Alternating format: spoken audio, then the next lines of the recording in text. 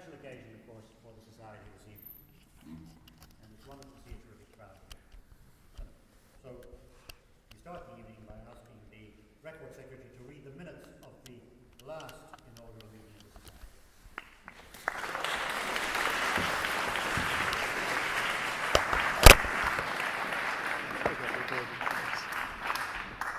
Welcome everyone to the exam hall, perhaps the least intimidating venue since the Circus Maximus. You can see up there on the wall, gaze down at many a pass and many a fail in this hall, the portrait of Bishop Berkeley, who was in fact Trinity's most successful development economist. He attempted to make poverty history with the famous argument, well, I can't see it, so I see no reason to believe it exists. The inaugural meeting of the College Historical Society took place on the 17th of February 2009.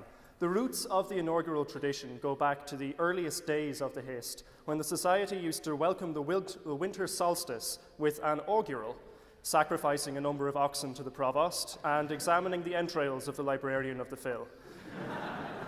An auditor whose name is lost to history was moved one year to address the blood-soaked backhands with a speech on democracy and duty. And it is to this address, in the augural, corrupted in modern college jargon to the inaugural, that we owe tonight's occasion. And if anyone is interested, the Phil will be holding a by-election for the position of librarian, the holder of that office having unaccountably disappeared. Last year's paper was given by Thomas Kinsella on the topic Religion in the Public Sphere. This began a trend of inaugurals, placing ever wider fields of study in ever more attenuated spheres. We all eagerly await next year's effort, rumoured to be general studies in the crystal sphere of the fixed stars. Tom's paper in many ways reflected his year as auditor when he shamelessly used his bashful charm to advocate a Jesuit police state. He's now on Erasmus in the country he admires most, Iran. The crowd was so thoroughly won over by Tom's non-threatening theocracy that they rushed outside to burn a library. Thankfully, college had preempted the mob by closing the library early and selling off its books to pay for a giant upturned concrete Lego block just off Fellows Square.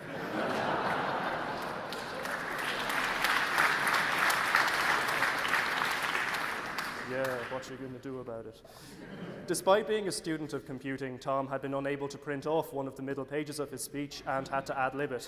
Thankfully, the RecSec of the time recorded that his argument continued, Religion's a lot like airline food. I mean, pasta or chicken. If that's a la carte Catholicism, we're all in the soup. Am I right? The real highlight of the inaugural is, of course, the response speeches from the guests. In the heady days of the Celtic Tiger, Tim Smith's keynote speakers were two belly-dancing Ukrainian twins and a lion. The more traditional approach is to have the biggest names in the auditor's chosen field appear as guests. As God wasn't available at the time, Tom had to settle for what became the Battle of the Archbishops. In the purple corner was Archbishop Desmond Tutu, the South African southpaw, the Anglican with all the angles covered. And also in the purple corner, local favourite, Archbishop Diarmuid Martin.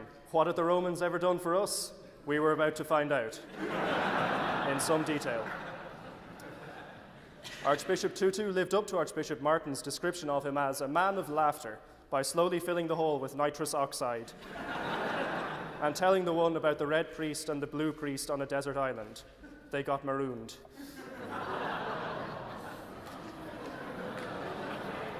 It's the way he tells them.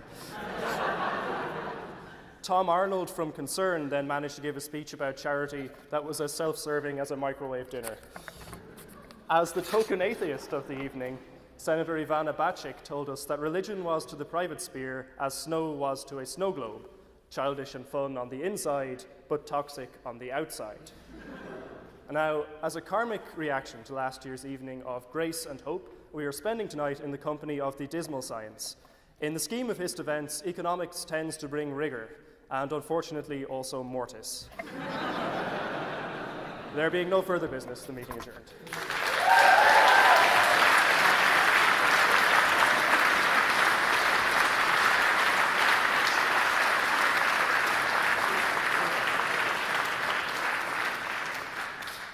There are no objections to my signing this as a true and accurate record.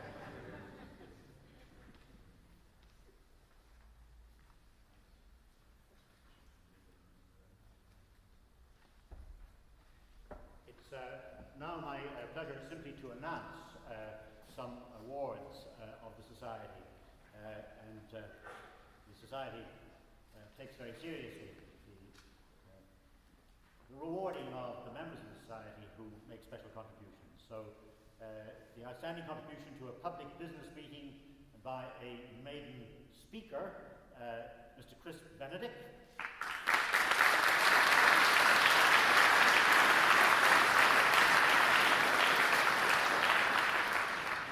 Outstanding contribution of an ordinary member, Mr. William Quill, ex-correspondence secretary, ex-member of committee, and also Catherine Murphy.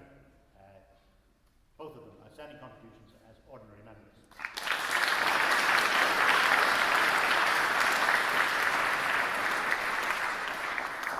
And the marked thanks of the Society for oratory to Niall Sherry, ex-censor, ex-member committee, Hugh Duffy, Record Secretary and ex-member committee, Shane Farraher, ex-correspondence secretary, Josephine Curry, silver medalist, ex-record secretary and ex-member committee. All received the marked thanks.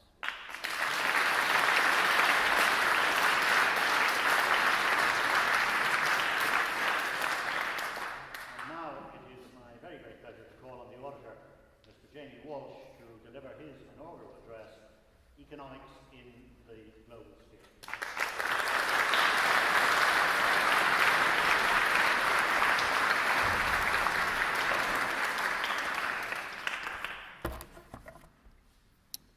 Thank you very much.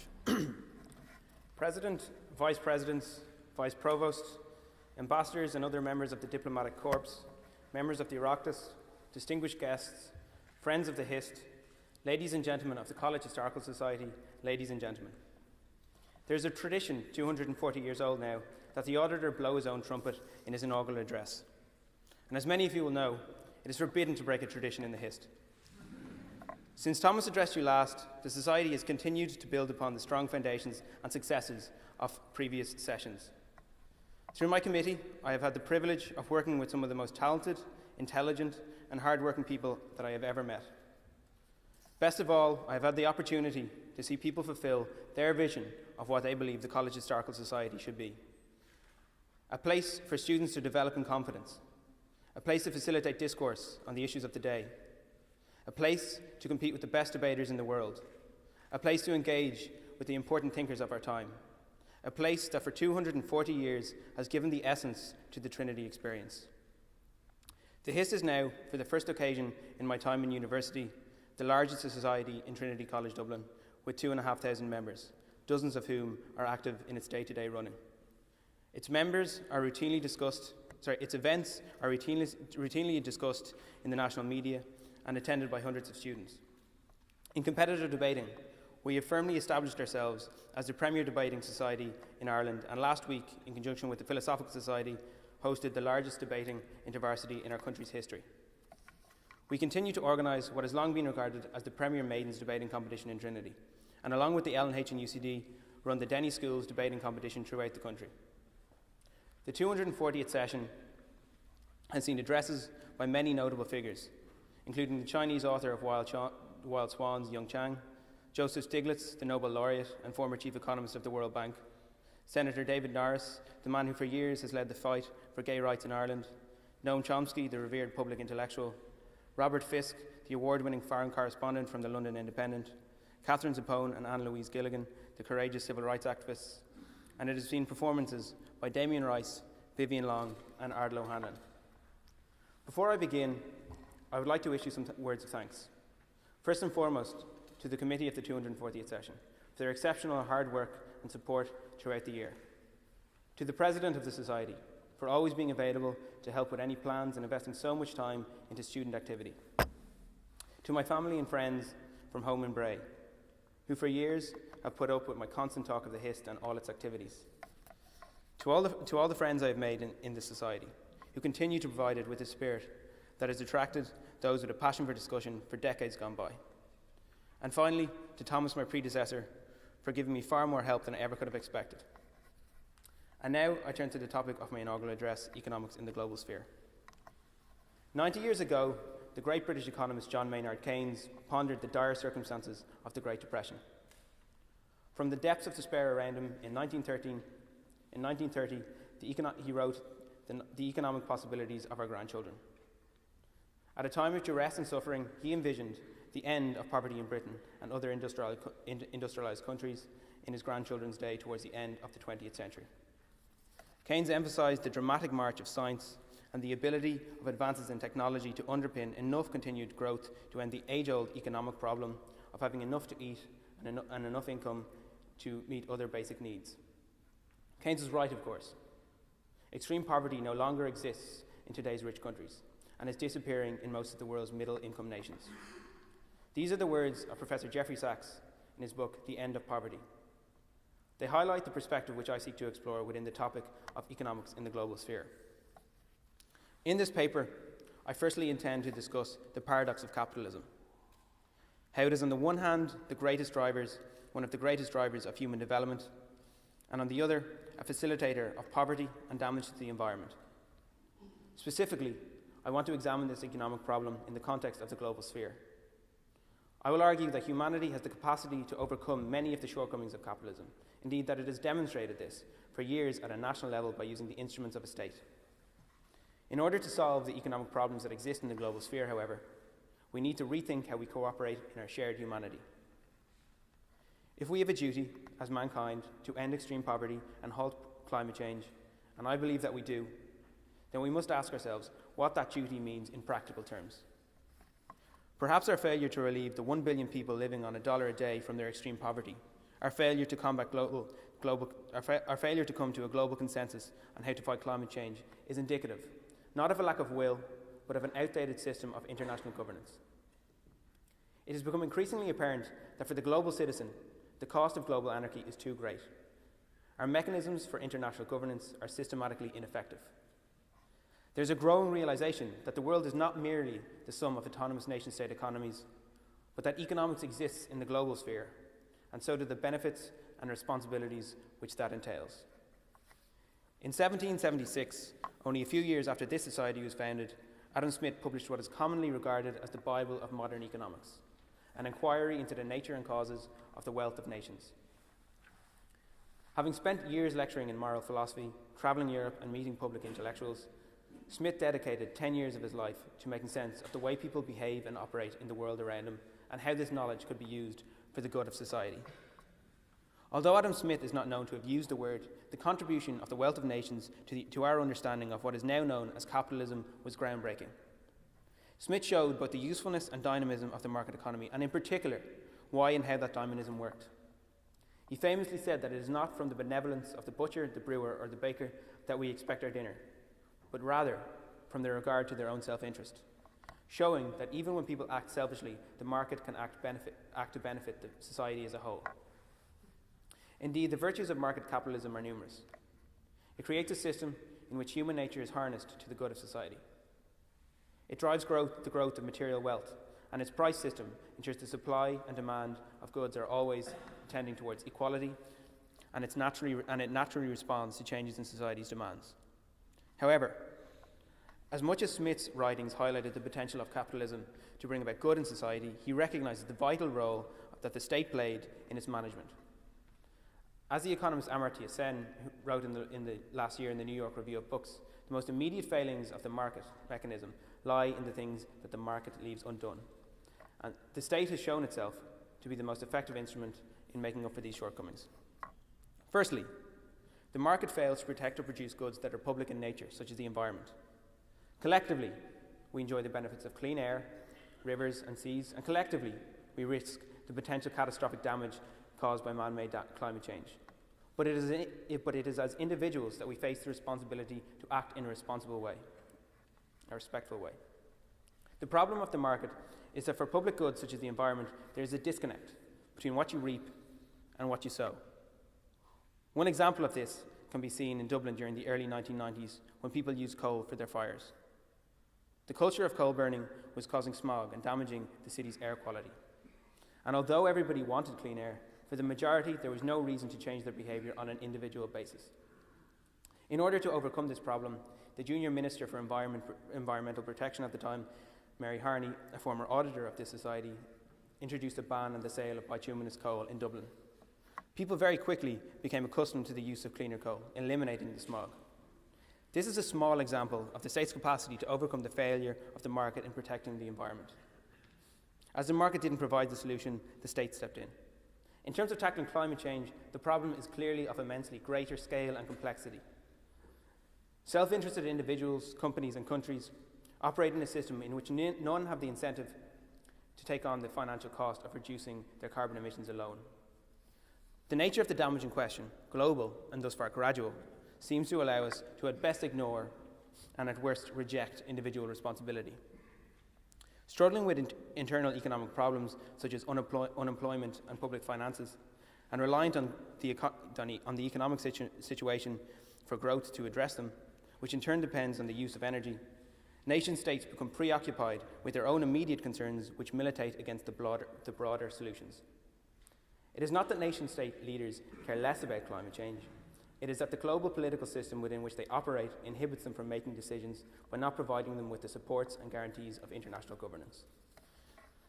As Gideon Rockman from the Financial Times, who spoke at the Hist a few months ago, has wryly observed, even a hint at the term world government will get locals in American radio talk show land reaching for their shotguns.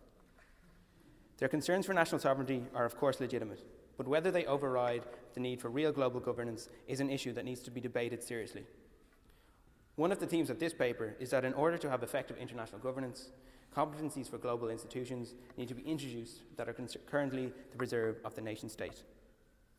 As we enter into an era defined by economics in the global sphere, perhaps it is time that we reassess our understanding of governance in a global context. One of the central principles of the European Union is that of subsidiarity, that decision-making responsibility should be given to the most local competent authority. In the context of climate change, the problem is that at the most local level at which you can ultimately manage the Earth's temperature is globally. The second failing of the market which I want to address is the role that it plays in the distribution of wealth in society. Indeed, as the former Indian Prime Minister Nehru once observed, it seems that the forces of capitalism, if left unchecked, tend to make the rich richer and the poor poorer. Even great champions of the free market, such as Kenneth Arrow, note the role that the state is required to play in correcting this failure. To return to Adam Smith, the father of capitalist thought, deeply concerned with the inequality and poverty that might survive in an otherwise successful market economy, he emphasized the role of the state in providing public services such as poverty relief. It is often argued that economic globalization has helped bring opportunities to the world's poor to enjoy material wealth that was never before available to them. Indeed, as Professor Sachs outlines in his book, the increasing globalization of markets has provided countries like Bangladesh, India and China with opportunities to develop into more advanced, prosperous societies. Furthermore, the proportion of the extreme poor in East Asia has plummeted from 58% in 1981 to 15% in 2001. However, when economics operates in the global sphere, the failure of capitalism to address poverty becomes exacerbated by the same failure to commit to common goals that tackling climate change does. The tragic reality is that the globalized economy has failed to remove over 1 billion people from extreme poverty, and locally focused economic governance has often aided this dismal fact. This failing manifests itself in one way in particular which I want to discuss, the issue of aid. To return to Keynes' forecast of the elimination of poverty in the 1930s, attributing the achievement in Britain to increases in science and technology alone is to ignore the fundamental reason for success, the introduction of the welfare state. This signified a paradigm shift in how society understood the responsibility to provide poverty relief. It signified recognition that the duty to look after those suffering in material deprivation is absolute. Recognition that people have a right to live a life of opportunity, not just of subsistence. It is worth examining this right, why we believe it exists, and to whom we should attribute it. The economist Milton Friedman once said that underlying most arguments against the free market is lack of belief in freedom itself. Indeed, Western liberalism often champions the preservation of freedom to the extent that it moralizes, perhaps justifiably, about the state of liberty in many countries in the developed world. We tend to look, however, at freedom in its narrowest sense, simply as the absence of restraints. Freedom to speak, to criticize, to trade. There are, however, more dimensions to freedom than this. Liberty exists in a positive sense, a freedom from hunger, a freedom from want, a freedom from easily preventable diseases. The former definition regards the absence of constraint on human desires as an intrinsic value. The latter has the truly free man as an ideal. There are libertarians and conservatives who argue that the role of the state should be limited to maintaining freedom from constraints. But this standpoint fails to acknowledge the burden which the state assumes in facilitating a capitalist system which distributes resources in such a way that often perpetuates human suffering. We must further ask whether we in the rich world consider these rights to be absolute or simply rights which we attribute to those in our own nation. One way at looking at the reason we attribute these rights is that just like any other right, they arise out of a tacit opt-in to a social contract with our fellow national citizens from birth. In the same way, by trading in the global economy, by interacting and benefiting from peoples all across the world, we opt in to a social contract to be a global citizen. Indeed, we expect the poor to respect many other facets of the social contract. A particularly important example of this is to respect the private property system. I contend that it is possible to be at once both a national and global citizen. There are those who will argue that there is a unique bond which is made at a national level, a sense of common identity that people might see in their fellow countrymen, but not in those across the world. This is perhaps true when deciding the laws that pertain to issues such as education policy or religion or policing. But there are times when the bond that gives essence to the social contract transcends nationhood. How one sees the role of the family in society might differ from one nationality to another. But the repugnancy of extreme human suffering is something intrinsic to the human condition. The moment that we truly recognise the moral imperative never to allow extreme suffering might be the moment that we realise that whether we like it or not, we are all global citizens. In conclusion, some obvious questions might be, how might this idea manifest itself? What would the competencies of such an institution be? Is there a realistic way forward? Perhaps two of the most progressive political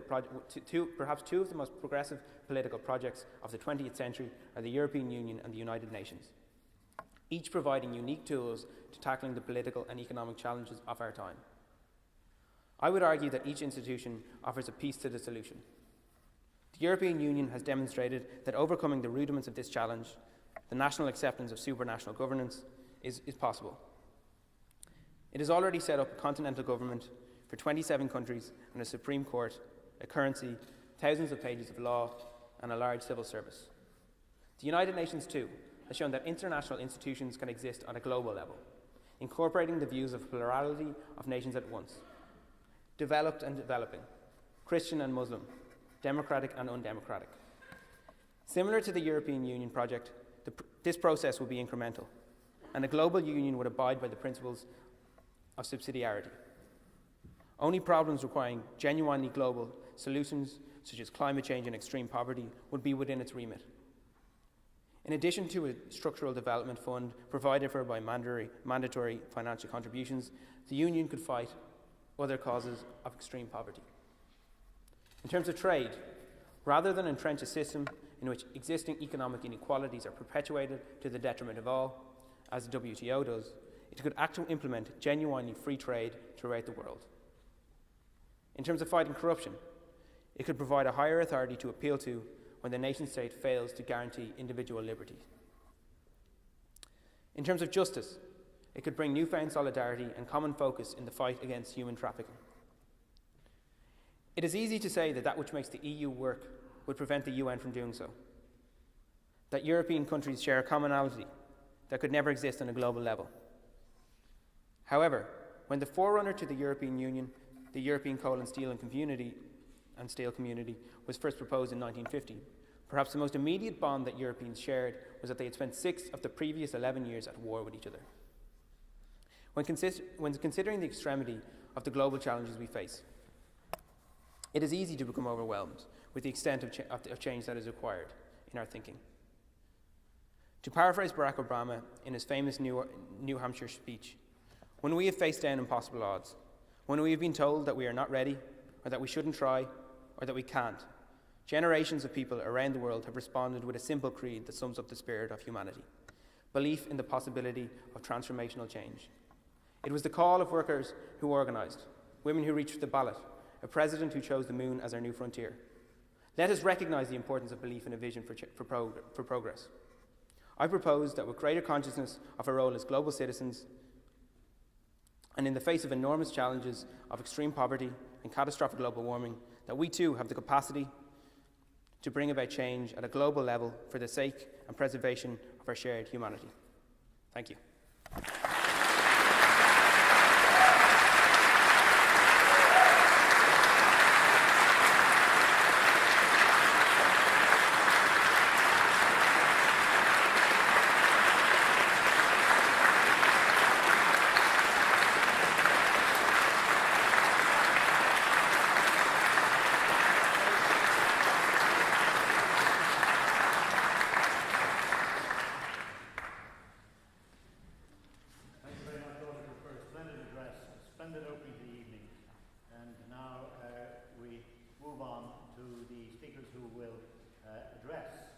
reply to the Auditor's Inaugural.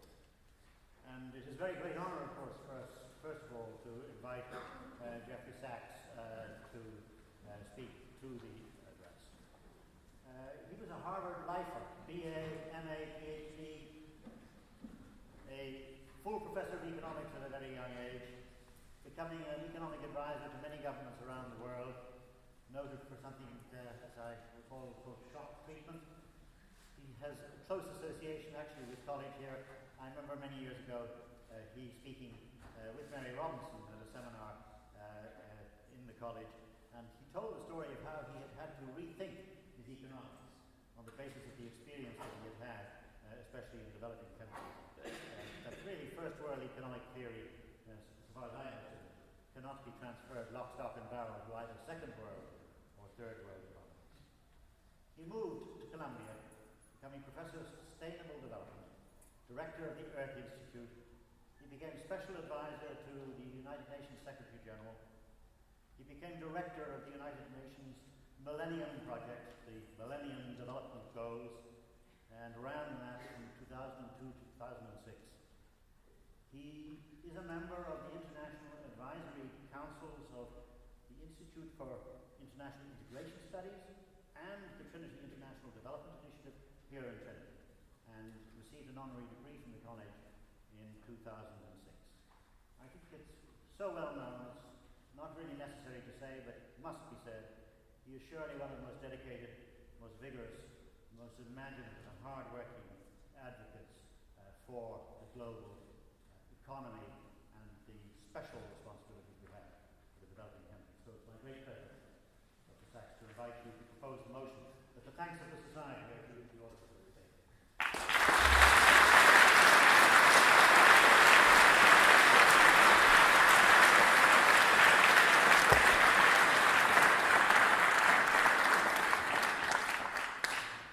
Thank you, Chairman, and it indeed is an enormous honor for me to rise to propose that motion that the thanks of the Society are due to the Auditor for what was an absolutely splendid presentation.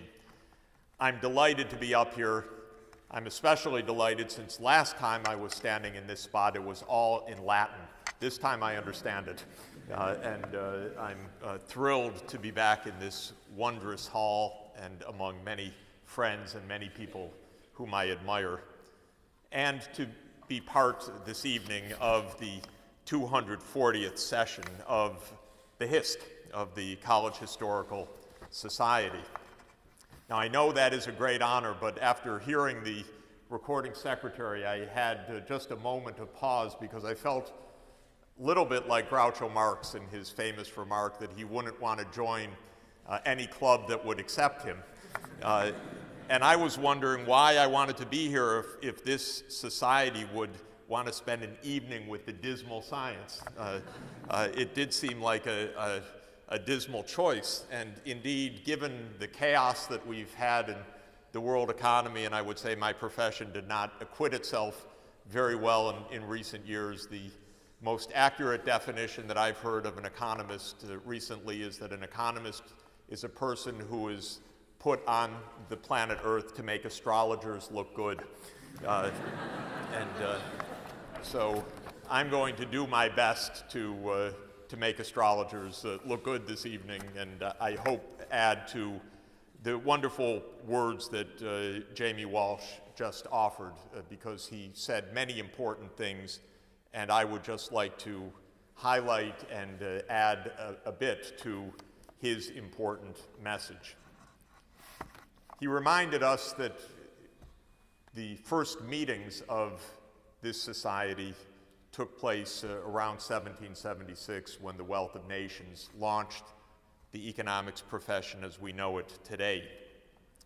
I'd say that those years also marked something else of extraordinary note. That was the decade that launched the anti-slavery movement in England and then around the world.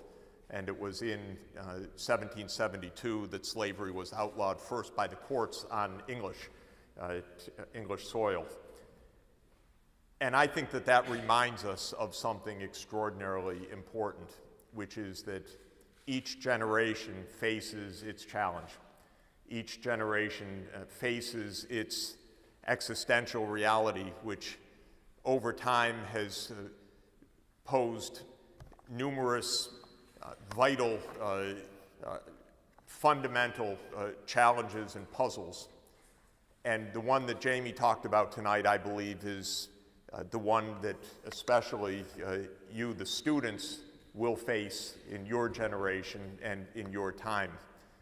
The way I think about that challenge is that we are at a watershed on the planet that I like to put in under the rubric of sustainable development, that we are at a fundamentally new era of humanity and a fundamentally new challenge, which unfortunately my generation is not going to solve or even leave in very good shape for you, who will very soon be the leaders grappling with these problems. What is sustainable development? For me, sustainable development is a term which in essence refers to the fact that for the first time in human history, we are a global society with all its ramifications. And as Jamie referred to climate change, I will refer to a host of problems like climate change that are truly global in character and truly fundamental, not only for the well-being of the world's citizens, but perhaps for their very survival. Now, the world's been globalizing for at least 70,000 years since our species first migrated out of Africa and began to fill every ecological niche on the planet. And Adam Smith in The Wealth of Nations actually refers to the discovery of the sea routes to Asia and the discovery of the Americas as the two most epical events of human history by uniting the world. So that was already the beginning of a true globalization era. But what distinguishes our time is the intensity and the completion, indeed, of this process. So there is no part of the world, that is cut off from the rest, and there is no part of the world that is not significant for the entire planet. This is absolutely new. Chamberlain, we know, in 1938 could presume wrongly, maybe only tactically, that a small country in Central Europe wouldn't be of decisive importance. We can't presume that of any place in the world, that some place is too far away, too small, too isolated, not to matter. And I think it is fair to say that if we were thinking in the abstract, and therefore wrongly, on September 10, 2001, what part of the world can't really do us harm? Probably I would have said, well, that great Eurasian landmass, somewhere right in the middle of that great Eurasian landmass where There's no reach, effective isolation, landlocked, 1,000 miles from port, Afghanistan. What could it do to us? And of course, that kind of calculus would have been proved so fatally flawed the next day. You might say, as so many people around the world say, well, if not Afghanistan, maybe it's in the rainforest communities of Africa. What could that possibly matter for us? Except we know that in our globalized world, perhaps around 1930, according to the molecular clock that can track this, a zoonotic passage of a chimpanzee virus to human virus set in motion what became the greatest pandemic of modern times somewhere in the rainforests of West Africa. And after that, through decades of neglect, that virus spread within African populations. We didn't care, we didn't notice, we didn't record deaths, and it was only when AIDS broke loose and arrived in San Francisco in the early 1980s for a diagnosis that we realized there was already a global pandemic that was going to claim tens of millions of lives, starting from a rainforest in a distant country, perhaps around Gabon. There is no part of the world in today's society that is not fundamentally interconnected with the rest. And it's not all bad, by the way, either. It's not just the transmission of ills, it's also the transmission of wonderful miracles as well. I was in a remote camel herder community near the Somalia border last week in northeast Kenya.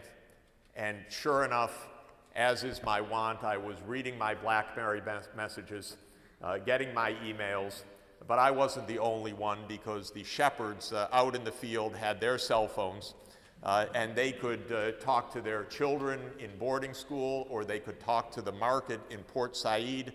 They were fully part of the world community also, something that was essentially impossible just a few years ago. So we are together for good and for ill, but surely we are together for our survival. The characteristic of this intense interaction is that the world is not only connected, but very crowded now. When Adam Smith wrote in 1776, and when he was followed 22 years later by Thomas Robert Malthus's great contribution on the principles of population in 1798, the world's population was about 750 million people. We've increased tenfold. That matters. When both of those gentlemen wrote their path-breaking treatises, the world was essentially peasant farmers. Not so much unlike that pastoralist community in Garissa district, northeast Kenya. 90% of the world, as late as Adam Smith's writings, though certainly not in his home city of Glasgow or Edinburgh or the changes underway in Scotland, but in the rest of the world, were peasant communities. And their use of natural resources was very limited. Now we are 7 billion, and our average throughput per year, averaging over rich and poor across the world, is $10,000 per person per year of production. And production, think resource use as well. The fossil fuel, the land, the water that is diverted and abstracted to grow the food, and so forth. So we are now an economy that is hundreds of times larger in its weight, in its benefit in most of the world, though not all, as Jamie emphasized, but also in its impact on our physical earth. So the impacts of humanity on the physical society, on the physical environment, are your unprecedented challenge. Climate change has been around since we began deforesting, and especially since we began burning the coal for Watt's steam engine at the beginning of the 19th century. But it didn't matter for a long time, because a small population and a very low level of output was not adding very much greenhouse gas to the atmosphere. Now, because we are global, because we are 7 billion, and because the wonders of technology, which are wondrous and which raise life standards and raise longevity and make it possible for us to share the benefits across the world of information and knowledge, because those areas of scientific and technological breakthrough have become nearly worldwide, our capacity to mobilize resources is so profound that we will absolutely wreck the planet within your lifetimes. You will wreck the planet unless there's a different course chosen, and chosen with urgency. So the challenge of sustainable development, as I understand it, is a unique epochal change for your generation, because we messed up, didn't get around to it, though we're still trying. And by the way, for those of you who watched the Copenhagen process on climate in December, I will tell you they had 2 years of negotiating. They were given an assignment, 192 governments in Bali, Indonesia, to complete a negotiation in Copenhagen. If I have a graduate student and I give them a 2-year assignment and they come back with a 4-page paper and say, "Professor, it's very much incomplete, but please accept it," that is failing performance. And that is what we have right now, is failing performance. So the challenge of sustainable development is a scientific challenge of understanding an interconnected world where human and biophysical activity interact with more intensity and at a global scale in unprecedented ways. But it's also a practical challenge. And the practical challenge, in my view, can be put in the following way. First, can we find a way to end the extreme poverty that continues to claim 10 to 20 million lives per year of people literally dying because they are too poor to stay alive, in a world where the investment bankers this week and next will pocket tens of billions of dollars of money, by the way, that isn't even theirs, but that's another subject. Can we find a way to make the world whole so that millions do not die of extreme poverty? Can we find a way to share prosperity broadly by making sure that the right processes of market are harnessed to the right kinds of science and technology, so that the benefits of longevity, of public health, of renewable energy sources, of conservation and sustainable agriculture, and the other techniques that are needed can be brought to bear all over the world? And therefore, can we do this in a way that diverts us from our current course of a almost unknowing and unrecognized but absolutely rapid and pervasive destruction of the life support systems that all of us depend on, but that we don't remember in our city lives? Because in our city lives, our image is that our food comes from the grocery store, not from nature. And we don't remember how we depend for our very survival on protecting the biosphere, the biodiversity, the ecosystems to get this done. Can this be accomplished? It's a scientific question and it's a practical question. I believe that the answer is in the affirmative. I was very happy to hear that your auditor believes also decisively that the answer is in the affirmative, because he and you are going to have to carry this out. and I liked what I heard. It gave me a lot of confidence that the basic problem is understood. So what is the basic approach that can make this work? First, I would start with the application of science and technology to global problem solving. Markets are wonderful, as Adam Smith said, but they're wonderful most fundamentally because they harness technique. They harness science and technology for human purpose in an effective way. They create systems that deliver knowledge to human well-being.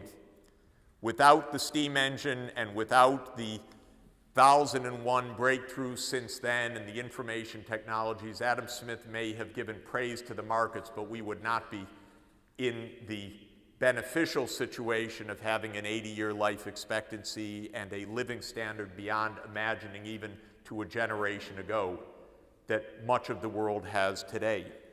So the essence of the problem is making sure that the technologies that can save lives and extend lives and feed the population can be brought to bear for those who need it. Markets can do part of the job, but markets have their severe limits. As Jamie said, they have their severe limits for two core reasons that he gave. One is that they don't attend to what we call the public goods, where there's no incentive of individuals or businesses to take care of the atmosphere, for example. That's viewed as a free dumping ground under our current rules of the game, or only slightly changed by the European trading system and so forth, which hasn't been applied globally. And they do not attend to the poorest of the poor. And of course, this country understands that from its own history as dramatically as any place in the world. If people are suffering, markets are not going to come and save them. Markets will turn their back on people who are impoverished, maybe who have suffered blight, who have suffered crop failures, who have suffered drought, who don't have the means. And the laissez-faire approach is a murderous approach in those circumstances. And we in the world have a responsibility to understand the benefits and the limits of markets. That was your auditor's core point.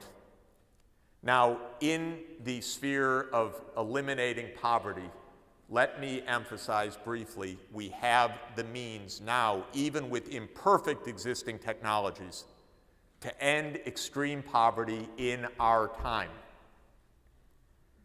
We are working, for example, in Millennium Villages in great support with Irish Aid, working together with Concern, with other Irish NGOs.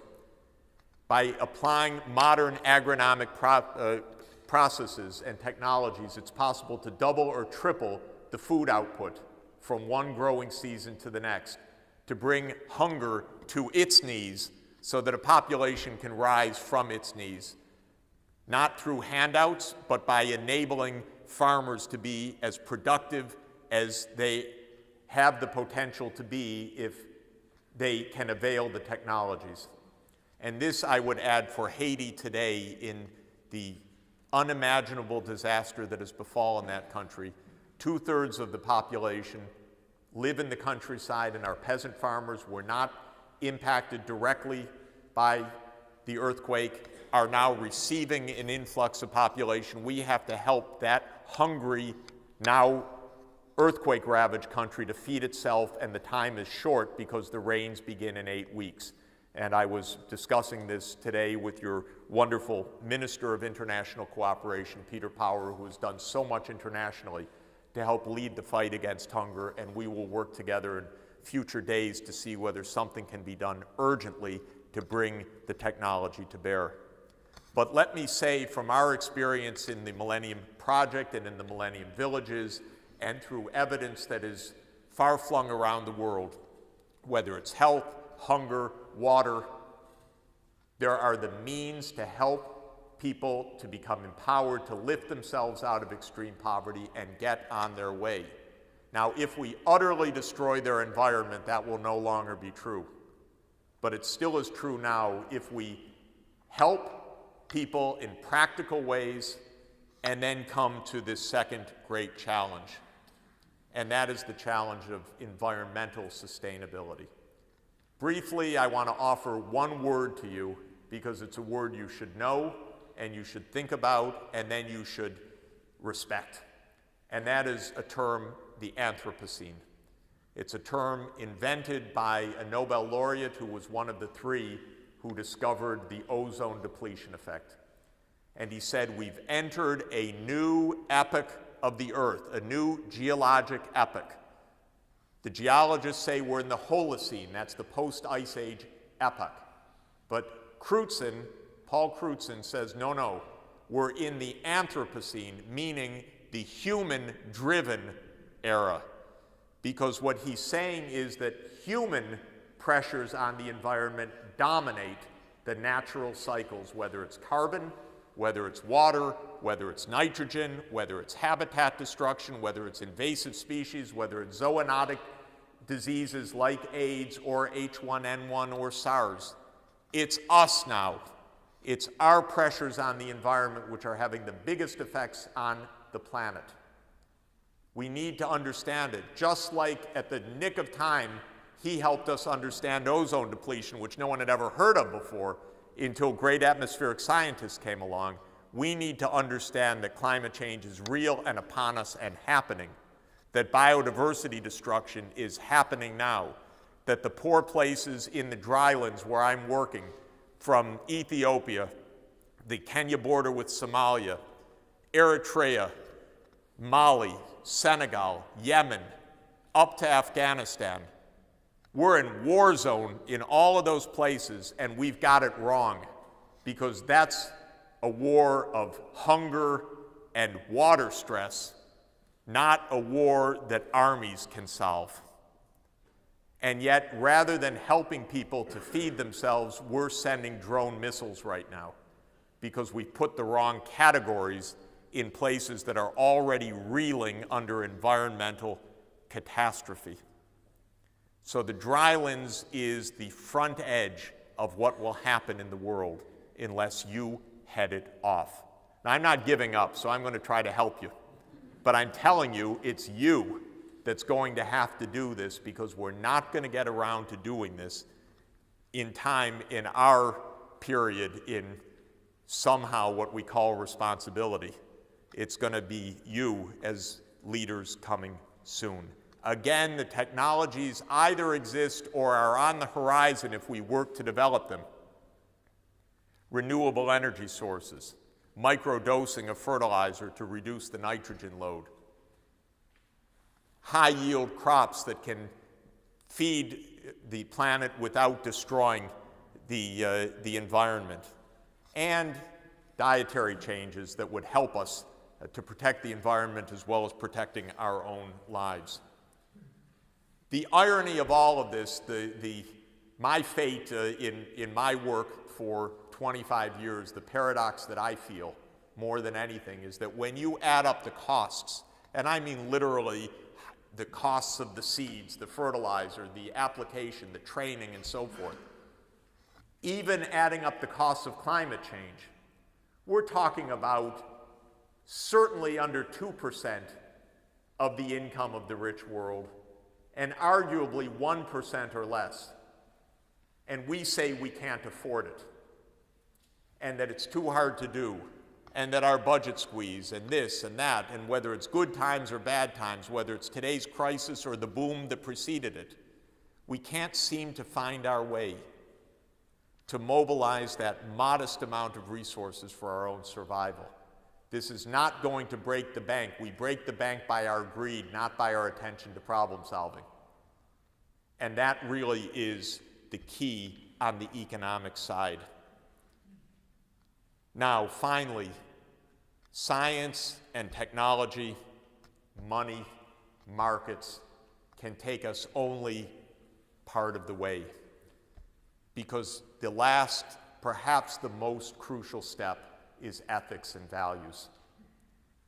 If we do not create, and that's an odd word about ethics, but I believe in it, create an ethics of global responsibility, we won't make it. Ethics, I believe, is not something that just is found. It's not something read in an ethics text. It's something created in our lives through our social interaction, through the search for what can work, what can help us to survive, what can help us to function properly. And I believe we need a new ethics, an ethics of sustainable development, but an ethics of global responsibility to each other and to the future. I think that the core of this ethics is clear, and that is our common stake on what lies ahead.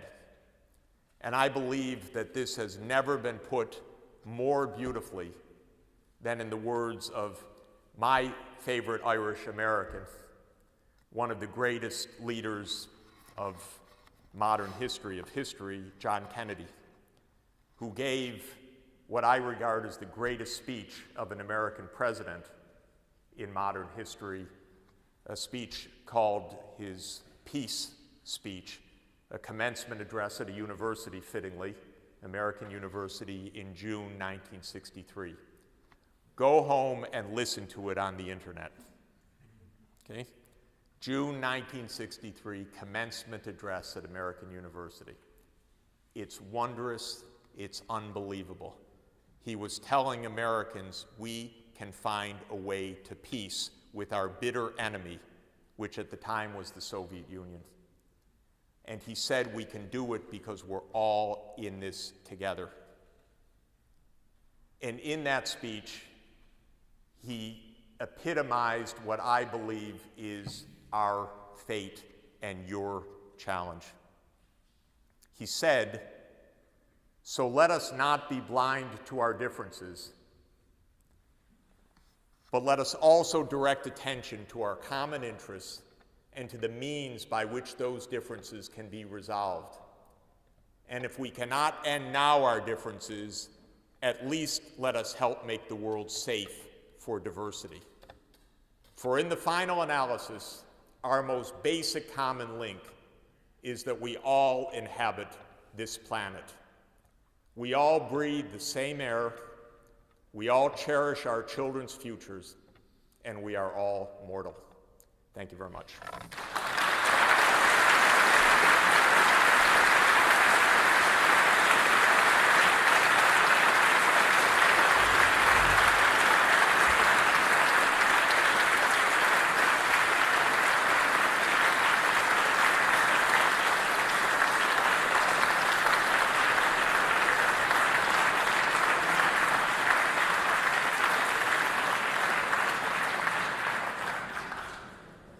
Thank you very, very much indeed, Dr. Sachs. It was truly inspiring. A wonderful response, and of course passing the responsibility on to the next generation. And thank goodness you're around to help us for the next few years. I now have great pleasure in asking Deputy Joan Burton to second the motion. And I should say that Deputy Burton comes to this task with considerable personal experience and indeed commitment. Originally a member of an academic institution on the staff at DIT, she then moved to take on a wonderful life in politics. I think we have all followed you in your political life with great admiration, Deputy Burton. At one stage, as she was telling me, she spent 2 years in Tanzania learning at first hand of the problems of that extraordinary country, led originally by that extraordinary man, Naive, who, by the way, received an honorary degree in this hall many years ago. And it was, of course, therefore entirely appropriate that in the coalition government that you should become the Minister of State for Overseas Development Aid and for Human Rights. All of us, I think, congratulate you on the work that you've been putting in over the last number of years in that field, but we have also, I think, greatly respected the work that you have done in the Dáil as the Deputy Leader of the Labour Party and spokesman on finance, charting or helping to chart our way through the most difficult financial crisis, perhaps political crisis, in the last 50 to 60, maybe 70 years. So, Deputy Burton, it's with great pleasure that I ask you to second the motion.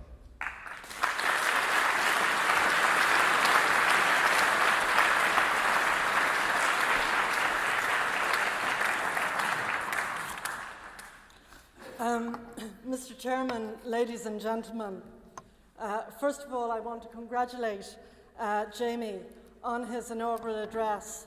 And I have to say, I admire his hope and his optimism that an ethical and compassionate economic framework is both possible and timely, that we can actually have the best of both worlds, active markets where appropriate, but public provision for essential services that in many societies really only the state or leadership from the state can actually provide. And I have to say, in relation to what Jeffrey was saying, there is this marvelous capacity of the United States and people, speakers, whether it's Obama or John Kennedy or indeed Jeffrey himself, to have this marvelous mixture of realism and hope, and that whole kind of combination of can-do. Because I do think that while we face tremendous challenges, I think we do have the capacity, and you have to have within yourselves the capacity to rise to those challenges. And in the wake of the global financial crisis, the old model centred for the last 15 years or so on market fundamentalism is discredited, and really it gives us a fantastic opportunity to create new structures and amend existing structures to produce a balanced economic development and progress. We really don't want to go back to the chaos of 2008. There is a need for a holistic approach, an approach that recognises our obligations to each other, that respects the life prospects of our neighbours across the planet, an approach grounded, as Jeffrey was saying, in the ethics of justice and fairness for all, a world community of both compassion, of ethics and of fairness, but a world community that looks for and welcomes scientific achievement and progress and working together to address our problems. Economics cannot be separated from human realities, nor can the injustices associated with the present inequitable distribution of wealth be accepted. Neither the market nor individual initiative is sufficient to address the poverty that distorts the lives of so many people in the developing world. And, you know, economic development is dependent on social progress. There are those who would argue that social progress in a way is an irrelevance, but that's only for a period of time. Nations and societies don't prosper unless you can provide both. And, you know, people in wealthier countries like in Ireland, we have a threefold duty of solidarity, we have a threefold duty to seek to attain justice and to seek to provide appropriate assistance for other people and also for ourselves so that we fulfill the kind of ambitions and goals that in the end the continuation of our civilization depends on. In many nations in the developing world, the challenges posed by systemically induced conditions of dependency have been aggravated by things like the structural adjustment programs that were imposed for a long period by the World Bank and the International Monetary Fund. Just as at the moment in the European Union, as Joseph Stiglitz was writing yesterday, it seems incredible that the European Union might suggest that Greece should just go to the wall. You know, we do depend on each other, and while obviously we're realistic, solidarity has a value that in the long term wins out on simple short-term personal or small community or small nation gain. A new and more nuanced perspective on the objects of development policy is called for. And I think one of the ideas put forward, the capability paradigm by one of Jeffrey's colleagues, Amartya Sen, it offers one of those alternatives. Capability in this context refers to a community's capacity for self-realization, the opportunity to choose a lifestyle that reflects its values as a guide to the extent of development in a particular economy and society. And people like Sen argue that in focusing on capability, we shift the centre of analysis from just the consideration of means to a consideration of the ends to which the means or the growth is directed, and it sensitizes us to the structures of deprivation. I do recall that when I lived in Tanzania, as I came to the end of my stay there around 1986, the people from the IMF, and they were usually men with nice briefcases who fetched up in the one 4-star hotel that I think Dar es Salaam at the time had, and they used to sit by the pool writing their reports. And they didn't do much of what Jeffrey's been talking about doing, going out from the capital of whatever country into rural communities and regions so as to get a sense of how people make their lives. So the people, in the IMF called it wrong.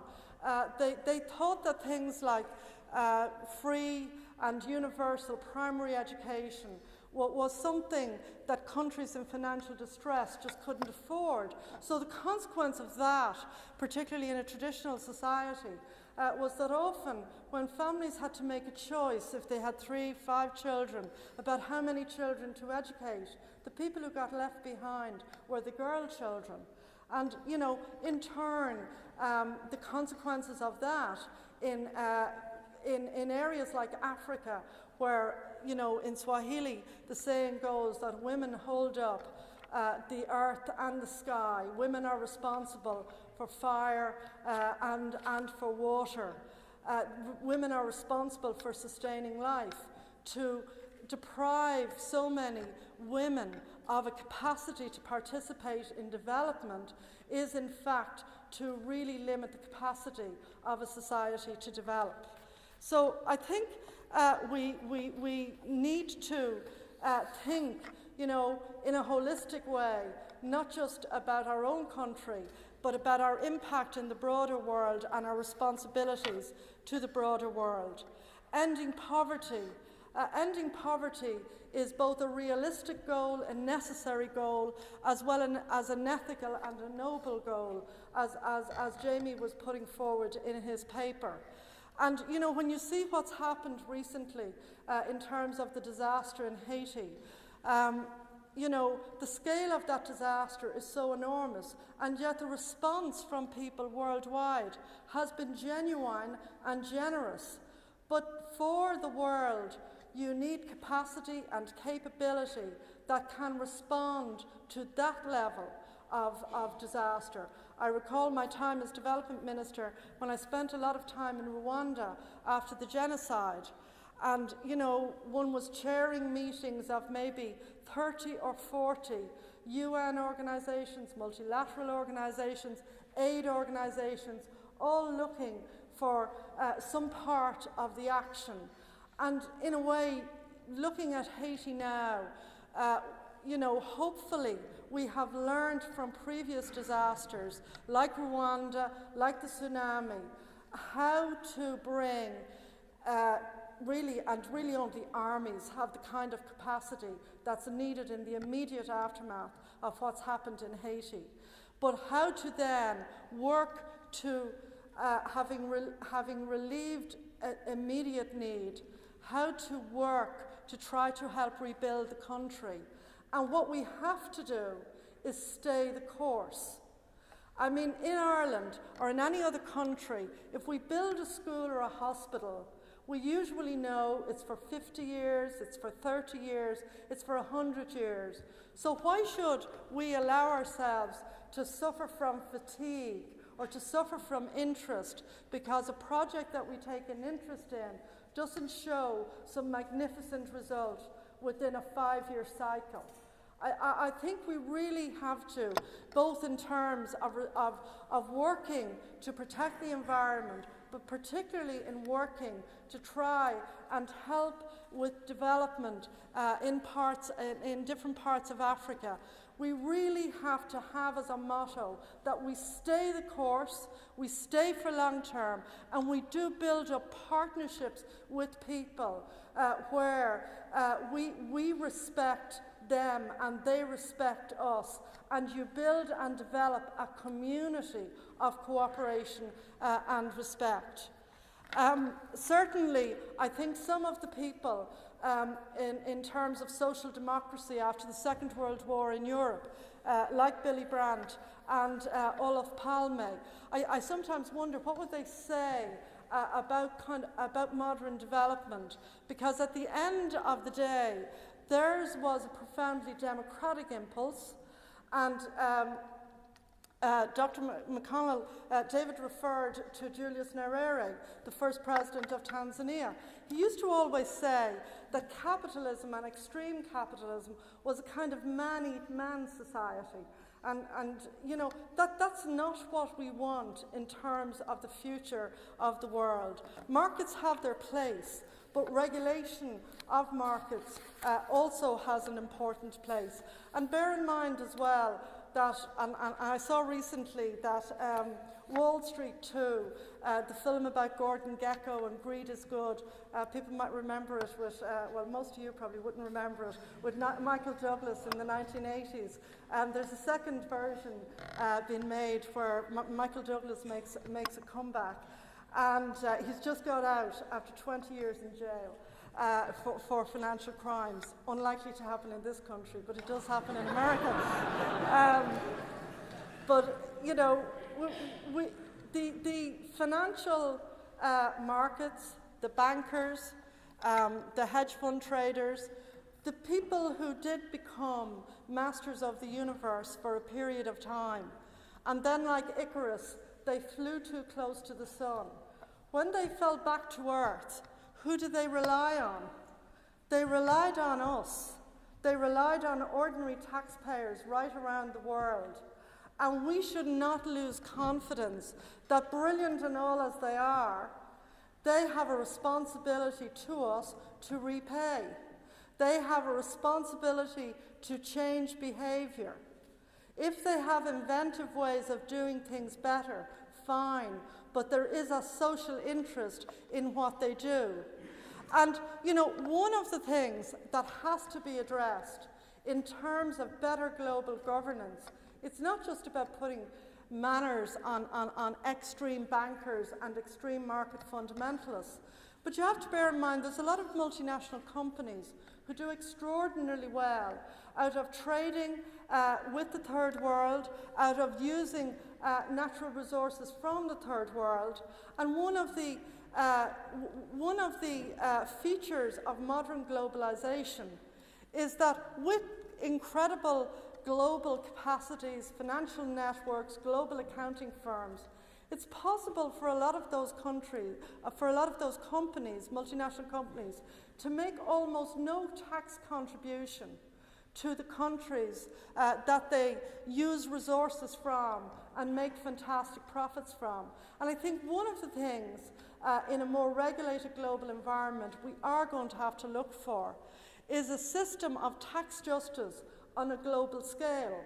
Because, you know, aid flows are important, trade flows are vital, but it would be hugely beneficial to the developing world if the companies who are doing so well also had to contribute a fair contribution in taxation back into the countries that they get resources from.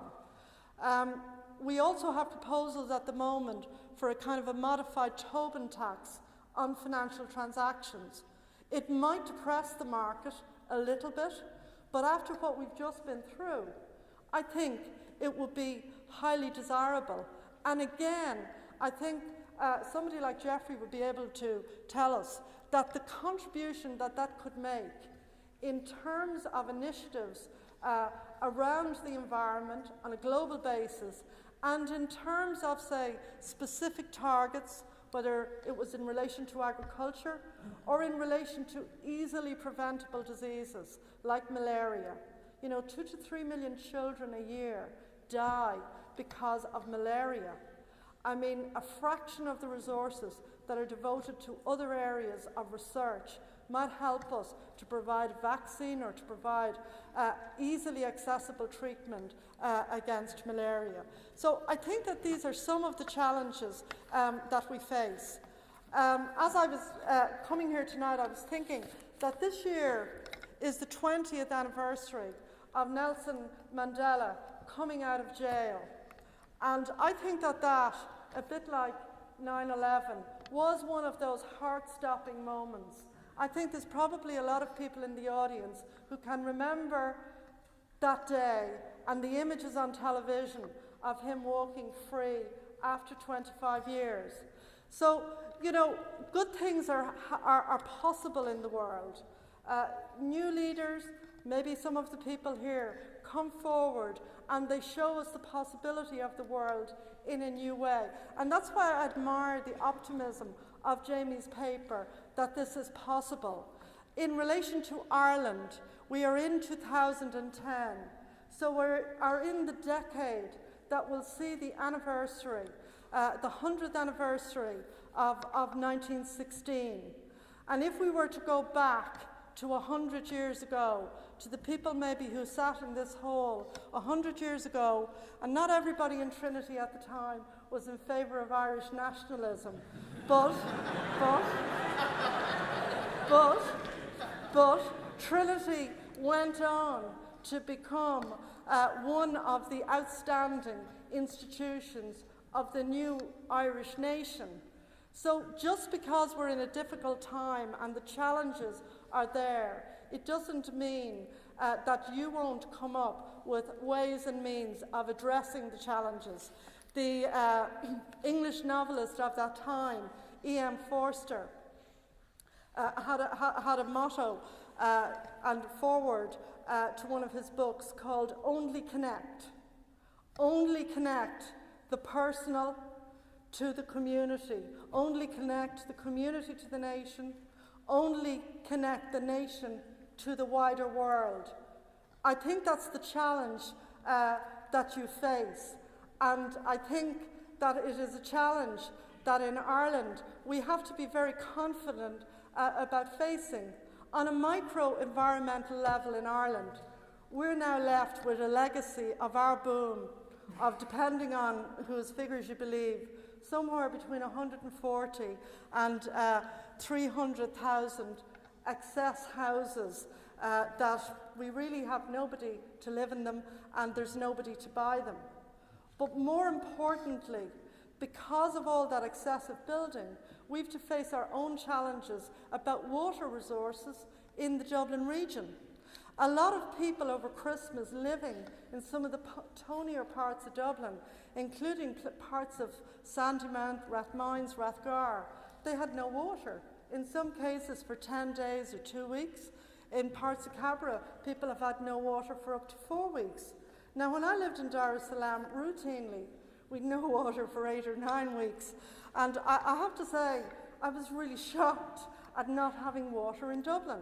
So, we get opportunities to think about things, what we did in relation to water resources in the Dublin region, and how we correct that is our challenge. But I think then we should use the insights that we develop to go and, do it with and in partnership with the rest of the world. And I do think that we have something positive that we can offer. We have our own experiences. We've also, as we know, at times messed up, but we have wonderful opportunities equally to get it right. And again, Jamie's vision of a combination of, if you like, intelligent response in an ethical and global framework is, in my view, the way to go. Thank you, ladies and gentlemen.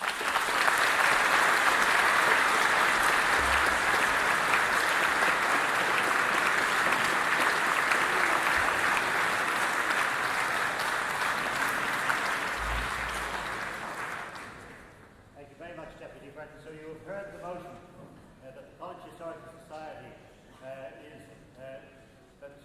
the thanks of the Society are due to the Auditor for his paper. You've heard it proposed and seconded, and I'd ask you to pass it in the usual manner.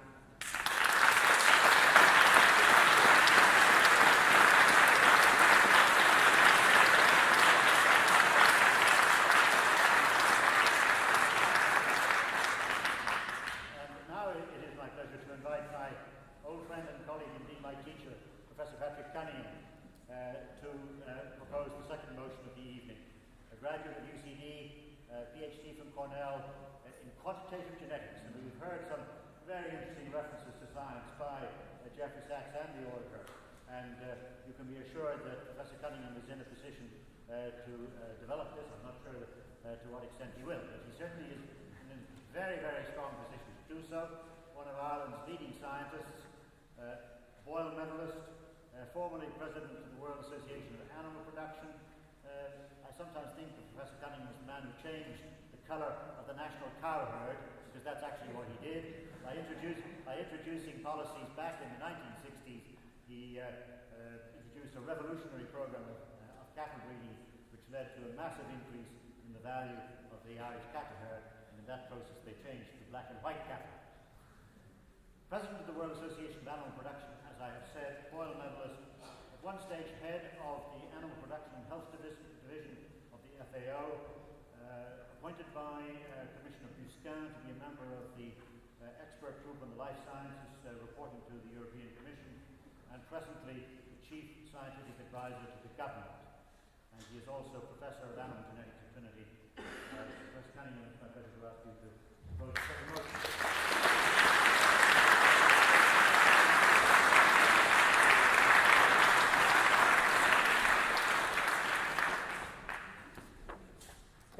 Mr. President, David, colleagues and dear friends, clearly we should have sent you the short CV, but that's one of the benefits of having been here a long time. At any rate, it takes a certain amount of courage for an ordinary scientist to get among the dismal scientists in such distinguished numbers here, in particular, Jeffrey Sachs, of course, who comes trailing glory behind him. I noticed among the various noble adjectives that were used as he was introduced, it reminded me of a review of one of his books that came out in The Economist, and the adjective that struck me there, and I think it's highly appropriate, was impatient. He was regarded as an impatient economist, and I think that's a very good term. And I think it came out very strongly in his presentation here. However, let me move from an impatient economist to an impatient politician, and I'm not talking about Joan Burton. I'm talking about Mr. Sarkozy in France, who's Napoleonic in a number of ways. And one of the things he did, one of the bold strokes that he did last year was to set up a commission to study the metrics that are used for social and economic progress. And this was led by a distinguished trio, Joseph Stiglitz, Amartya Sen and Bourguignon, three fellow travellers and comrades in arms of yours, no doubt. So with that kind of distinguished background, clearly they have something to say. And their report, which came out a short while ago, does indeed have important things to say about how we measure economic and social progress, which is really, in a sense, the theme that we're talking about today. And I just want to lift one rather casual phrase from that book and use it as a kind of introductory theme. It says, what you measure affects what you do. Now, how do we measure economic progress? Well, I guess I've never taught a first-year economics class, but I'm sure they teach them about GDP. And in Ireland, it's distinction from GNP, of course. But GDP, at any rate, gross domestic product, is it's a kind of an accountant's way of calculating what we produce in a year in a country, in a province, in a region. And it's the most commonly used, and we get these rankings, and we take great pride if we climb the rankings by 1 unit in a decade. But let's start with the question, is GDP enough?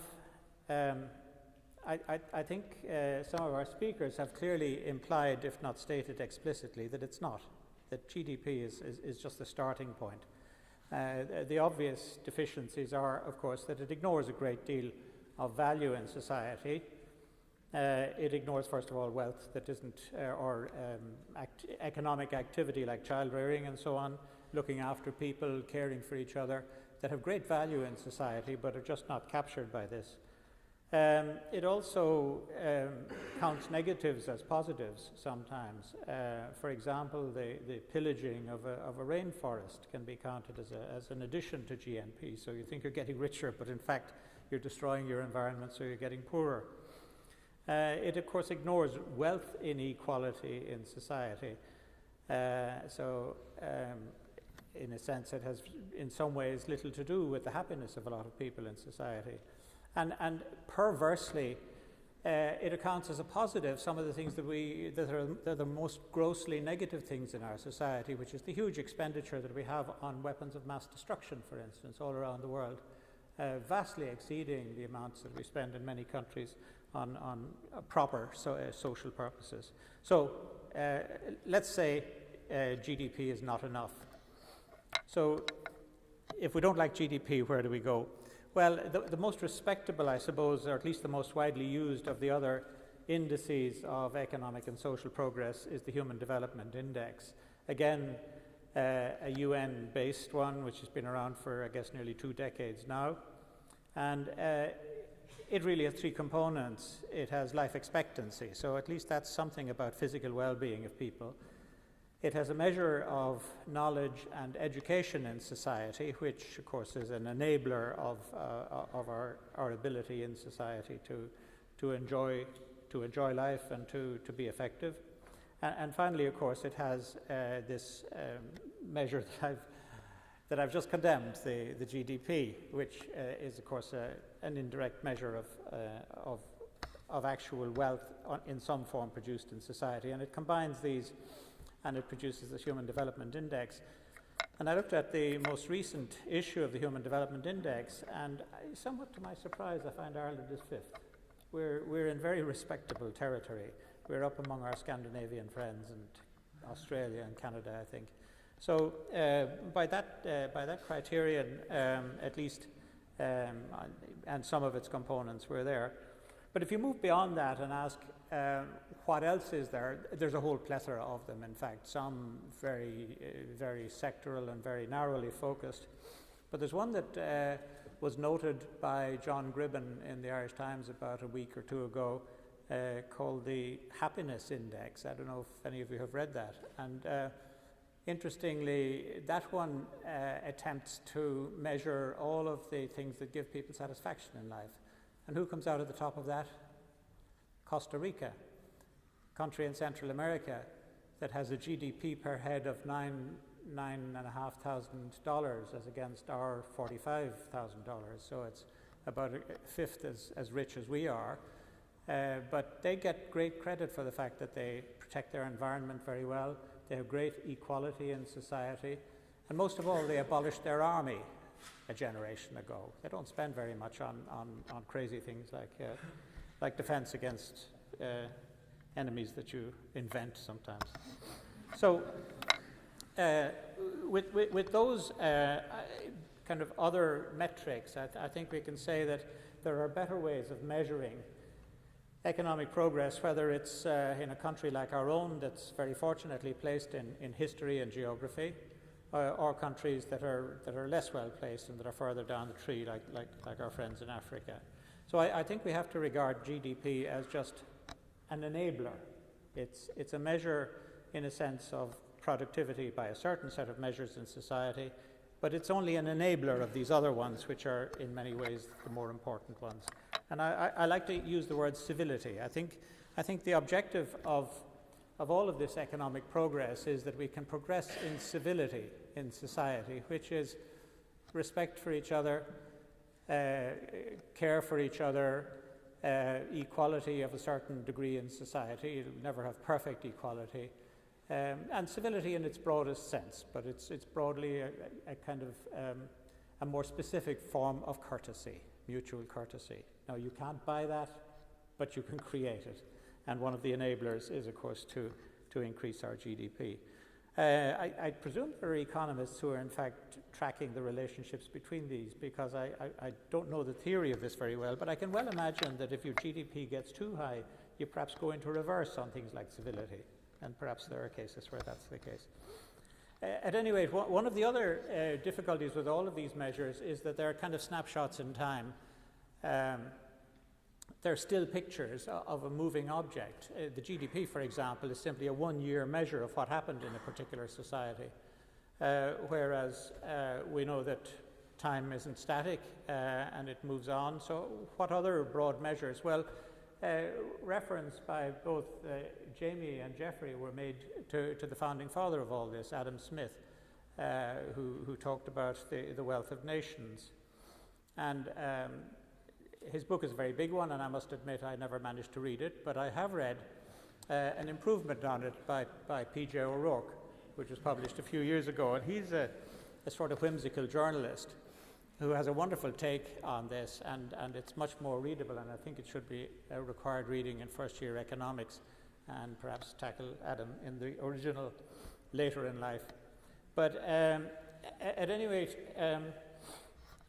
these were works of single scholars, and then in more recent times, no less than the World Bank took on the task of rewriting Adam Smith. And about 10 years ago, they set up a very large group, and I didn't count them, but in the entry to this book, there are, I would guess, probably at least 20 scholars who probably toiled for several years. So it's a work of many hands. But what they were attempting to do, in a sense, was to redefine the wealth of nations. And I sat down today with that, and I calculated the average wealth on their calculation, and they calculated in dollars, naturally, international PPP dollars. And I took the average of the top 10 countries in the world. Now, 8 of these are in Europe, and the others are in North America. These top 10 countries have about 300 million people, and the average wealth per person there, calculated in their way, and I'll come to how they calculated it in a moment, was about $600,000, so over $500,000 per person throughout society. And then I went to the other end of the scale, and I took the 10 poorest countries, 9 of which are in Africa, and the other one is Nepal, and I calculated the average for those. They again have about 300 million people, and the average there was 3,000 international dollars. So it's a ratio of 200 to 1. And that just shows the degree of inequality that we have in the world. And as I say, this is a calculation with the very best of credentials. Now, how do they do this calculation? Well, they start off by calculating essentially what God gave us. What did God give us in this country? Green grass. Essentially, that's it. We don't have any oil worth talking about. Nothing much under the ground. Our ancestors had a country covered with forest, but of course we've replaced it with grass. But at any rate, the grass is the grass is our inheritance, given to us by God, and they call that natural capital. And then, after God comes grandfather, our ancestors. What have they left us? They built some railways and dug canals and put in drainage systems that work in occasional winters, and that's another chunk. And when they look at the rich countries of the world, they find that the total God-given wealth in society is only 2% of the total. And they find that when they put a cash value, and it's a discounted future benefit of all of these investments, of all the railways and all the ports and everything else, that comes out to 18%. And that leaves 80% of the wealth in society on the authority of the World Bank is something else. And what is that something else? Well, it's intellectual capital in a very broad sense. It's ourselves. It's us individually and us collectively. It's the knowledge we have in our heads. It's the ability we have in our hands. It's the civility that holds us together. It's the functioning instruments we have in society, like banks and legal systems and so on. that enable us to work effectively. And all of that is the intellectual capital of society. And when we look at their calculation for Ireland, the average wealth they calculated here was 333 international dollars per person. Quite high. We're not the highest in the world, but we're quite high there.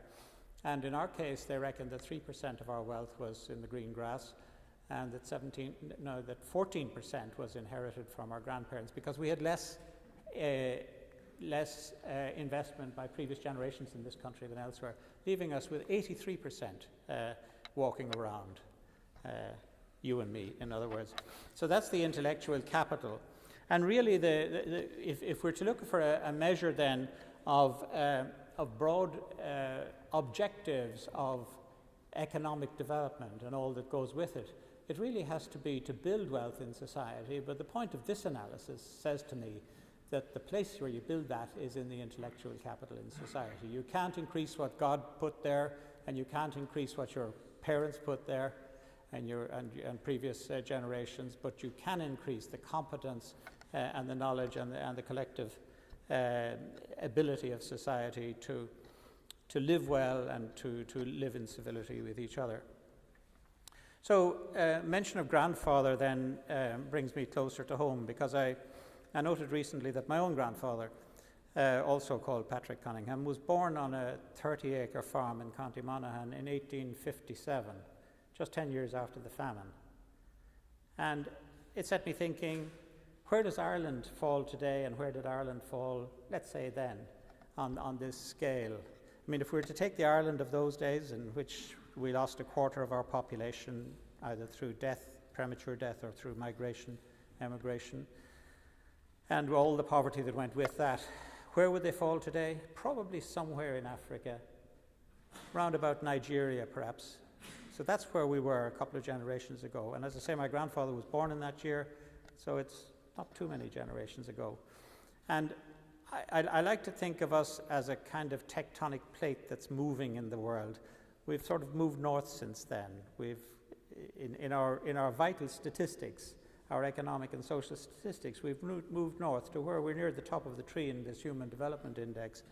And we've moved up to where, let's say, a decade or more ago, we would have been more or less in the Mediterranean, with statistics comparable to Greece and Portugal, and some common history with them. And then through a series of government initiatives, and also through harvesting investment that had been made in education primarily in the previous decades, we began to take off, and we've had a good wind in our sails, and we've had, of course, the 10 years of economic growth here. And that has taken us further north again. So we're now, if you look at our vital statistics in many of these areas, and I, in my present job, have to look particularly at those that indicate where we are and where we can benchmark ourselves in our intellectual capital, in the competence in society, in our competitiveness, and all the components of that, which are particularly knowledge and the ability to use knowledge. And we're up more or less in Middle Europa. We're, let's say, level pegging with Belgium and to a certain extent with the UK and the Netherlands. But you can ask the question, are we there yet? Do we know where we're trying to go? Well, we don't, because history is a continuum with no visible end. But we do know in the short term that there are comparator countries that I think we would like to be like. And broadly speaking, you find them in Scandinavia. And I should say I lived in Norway for a year, and I appreciate many of the benefits in society. And I wouldn't underplay the civility that comes with the prosperity there. At any rate, they have durable and relatively stable economic life, and certainly stable social life through the ups and downs that the rest of the world suffers. And so our destiny, I think, over the next decade or so is to complete that tectonic plate movement up north until we find our true home among the Nordics. Mr. Chairman, may I, with great pleasure, propose the motion that the College Historical Society is worthy of support.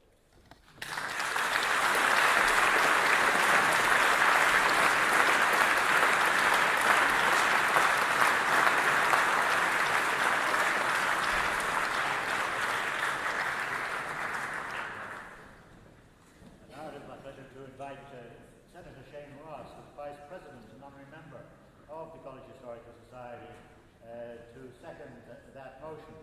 And I should say that he has been a senator representing this university in the Oireachtas since 1981. And I thought to myself when I read that today that he must surely be one of, if not the longest serving member of the Senate. It's an extraordinary achievement to have held this seat for such a period of time.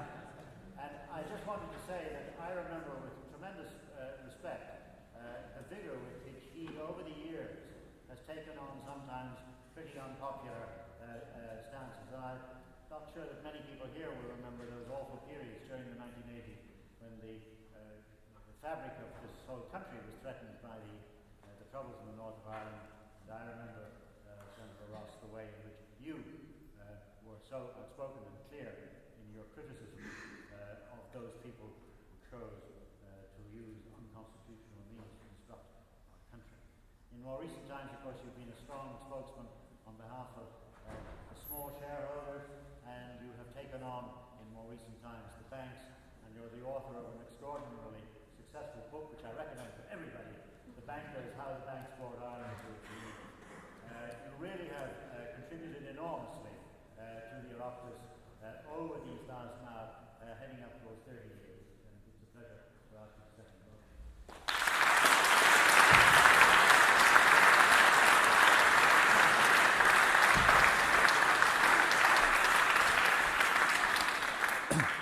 Thank you very much indeed, Mr. Chairman. It's quite intimidating to speak in front of so many economists. And when I look in the audience, I see, and at the panel, I see a large number of distinguished economists. And it's very appropriate that we should have them at this time. The last time I remember a debate with so many economists in the audience was about sometime in the late 80s, I think, when the IMF was at the door, rather similar to it is at the moment. And there was a debate in the GMB. It was a Hist debate, and it was absolutely full of economists. It was an economic debate. And the late Hugh Leonard, who some of you may remember was a playwright, was a speaker. And he wasn't in the business of endearing himself to his audience. And he got up and he said, "I really hate economists," he said. He said, "I think they are all psychopaths." And this is God's truth. A man in the back of the hall got up and put his hand up and he said, "I'm asking you to withdraw that remark or I will sue you." And Hugh Leonard said, "No, I won't withdraw that remark. Are you an economist?" And he said, "No." He said, "I'm a psychopath."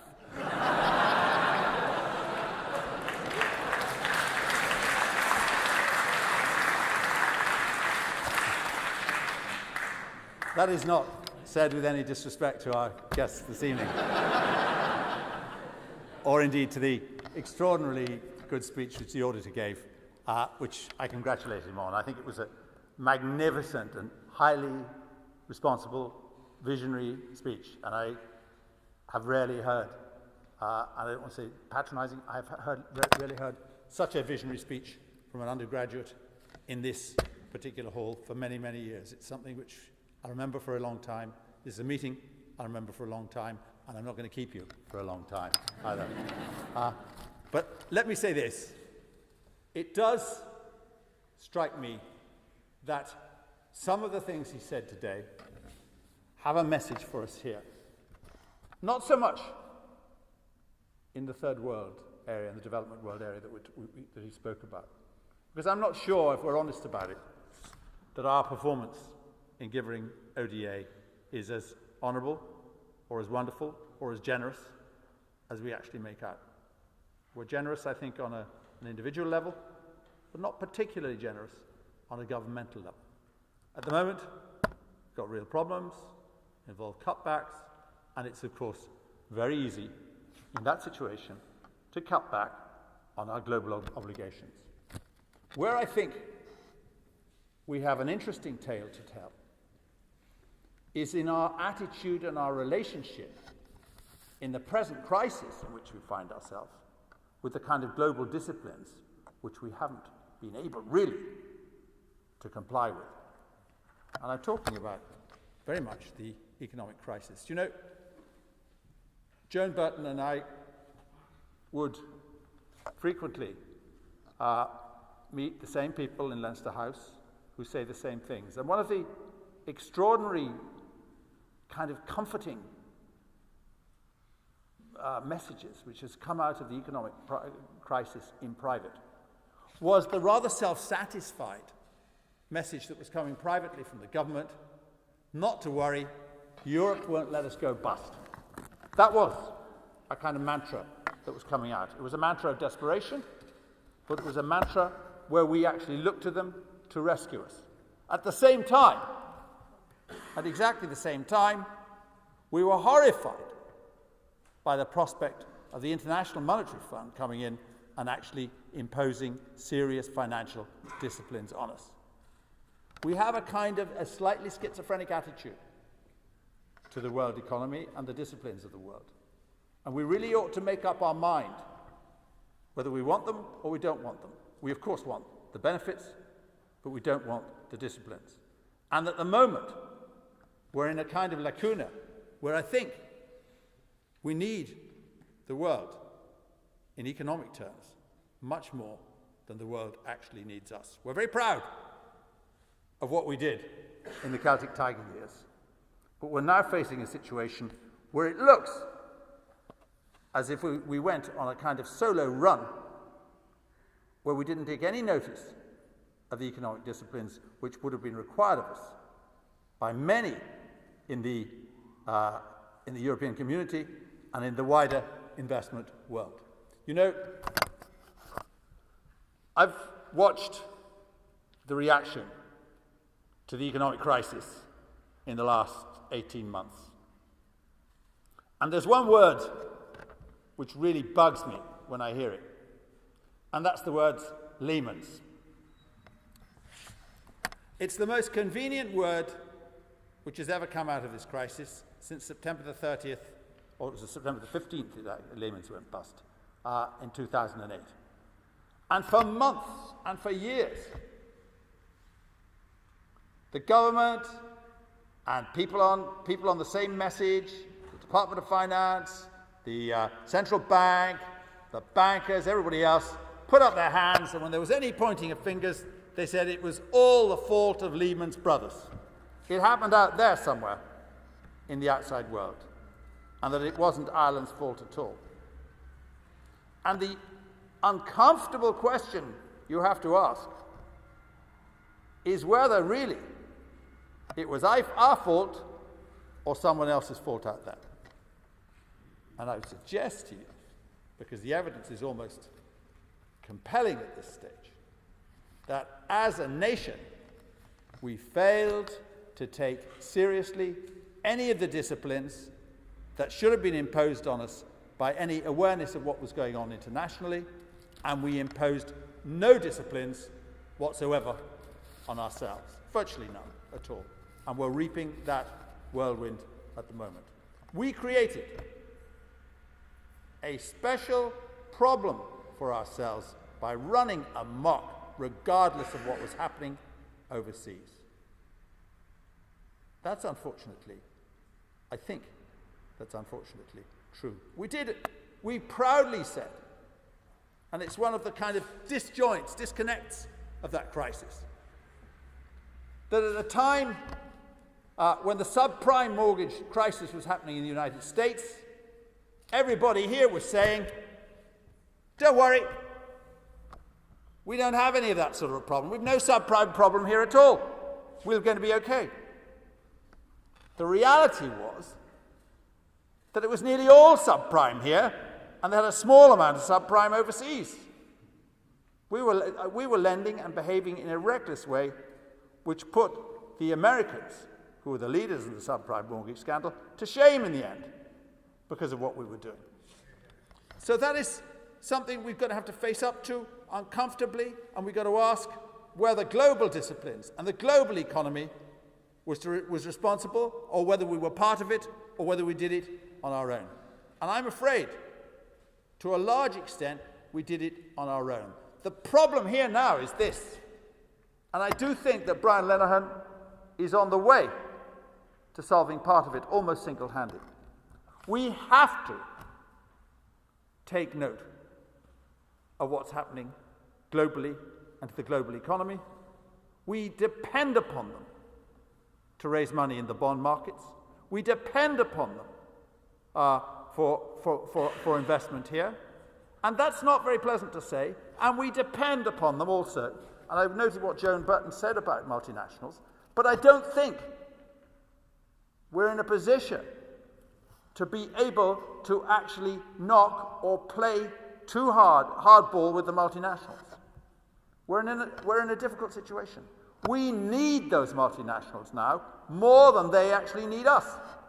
I remember a minister saying to me with great prescience, I better not say who it was, but with great prescience about 5 years ago, he said, I'm very, very worried. The economy depends on two really important pillars. One is the construction industry, and the other is the multinationals. He said, if one goes, we're in trouble. If the second one goes, we're, well, whatever this minister say. But that is the problem we have. We have a real dependence at this stage, whether we like it or not, on the global economy, on foreign investment, and on foreign influence.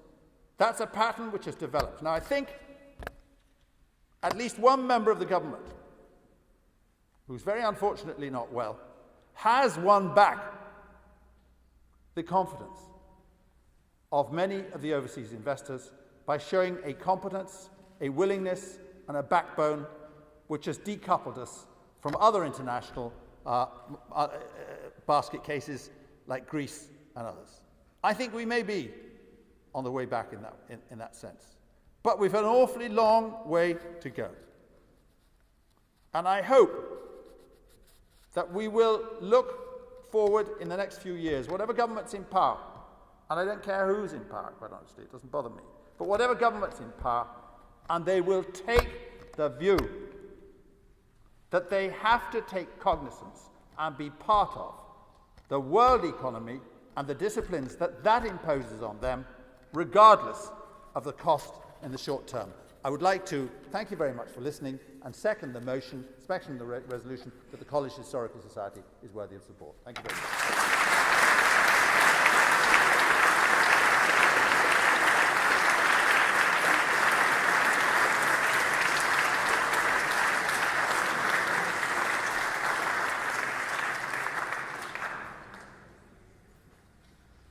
So, ladies and gentlemen, you have heard the motion that the College Historical Society is worthy of support, and I'd ask you to pass that in the usual manner.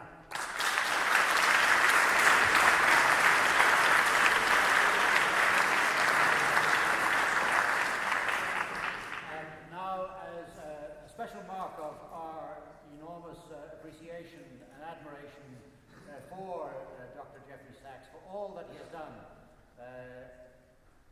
to move us to address these extraordinary challenges, the work that he's done across the globe over the last 25 to 30 years, it is my pleasure to present to him the Medal of the College Historical Society for his contributions. Thank you very much, Jeffrey.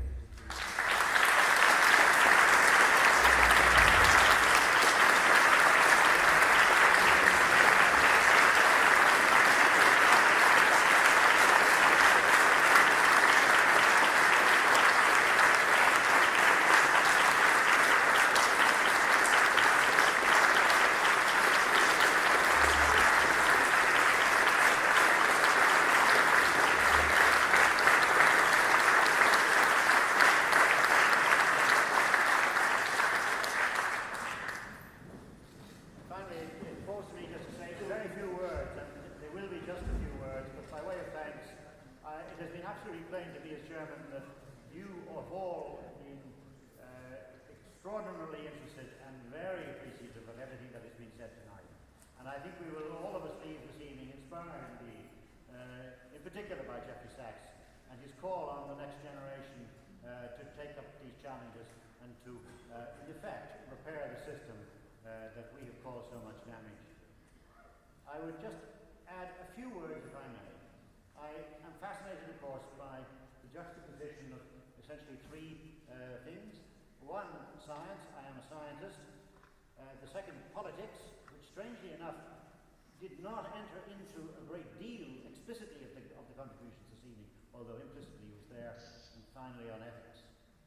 Just to say about science and the perspective of scientists, Professor Cunningham and myself, and indeed Dr. Arnold, the head of concern, we have for some years now been working together in an organisation which we set up called the European Action on Global Life Sciences. We called it EAGLES. And we brought together a group of people. Our chairman is Ishmael Sargel, well known, I know, to Dr. Sachs. Our members included M.S. Swaminathan, the father of the Green Revolution in India. Most of you will really not fully understand what the Green Revolution was, but it was an extraordinary impact, actually, of genetics and agronomy on the production of food, in particular in Asia, through subtropical plant breeding of new varieties of subtropical wheat and also rice. And in effect, it eliminated hunger, not individual, not for everybody, but there was enough food available inside Asia. And that is true today. Asia feeds itself. And that is an extraordinary achievement of science. The fact is, of course, that Africa doesn't. And one of the reasons for that is that there has not been a green revolution, by the way, applied to African crops, African varieties of rice, and so on and so forth. So that tells you two things. One is that science has an extraordinary capacity to cause social, economic, political development, and to relieve enormous difficulties and offer fantastic opportunities.